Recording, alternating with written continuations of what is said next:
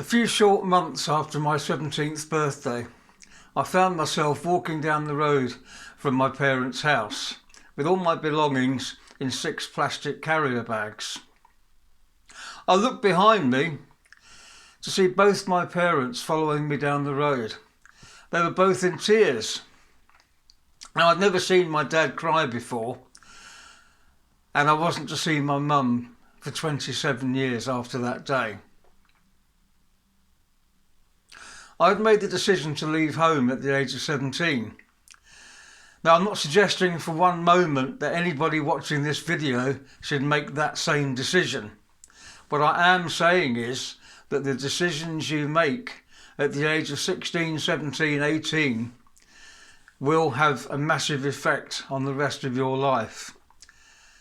That decision changed the course of my life because since making that decision, I have mostly had the life that I wanted to have rather than having the life that somebody else had planned for me.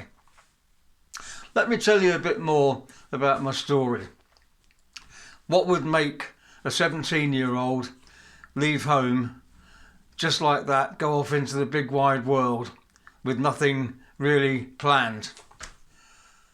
I was born in the mid-1950s into a family that was in a fundamentalist Christian cult.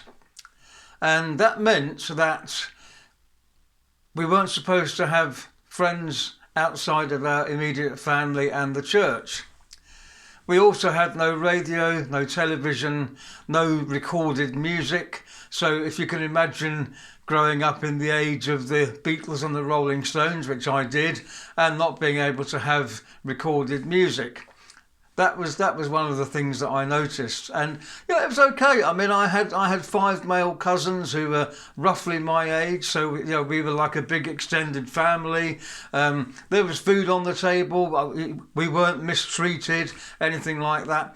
But I knew from a relatively early age that there was something else out there that I wanted to explore, and that really started when I was probably 11 or 12.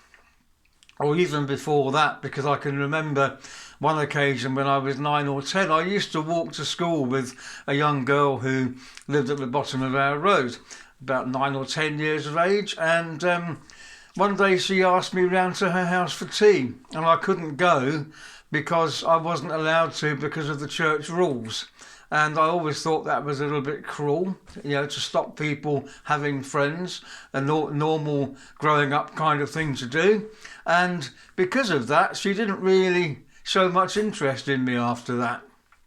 And then when I was 11 or 12, I got involved with a school friend who was not part of the church, and we went along to Woolworths, which was a big store in those days, and we got caught shoplifting. And I got caught and put on probation, and my 5 male cousins who were kind of I suppose role models for me in a way, their parents, my aunt and uncle, told them not to have any more to do with me because I was a bad influence.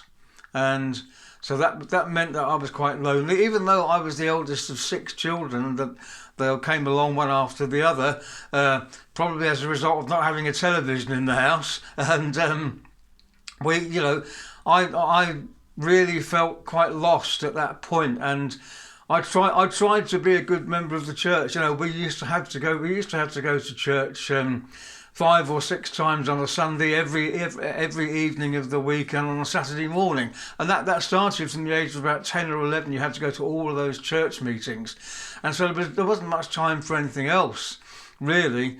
And so, I decided, at the age of about sort of 12, 13, I started to question things.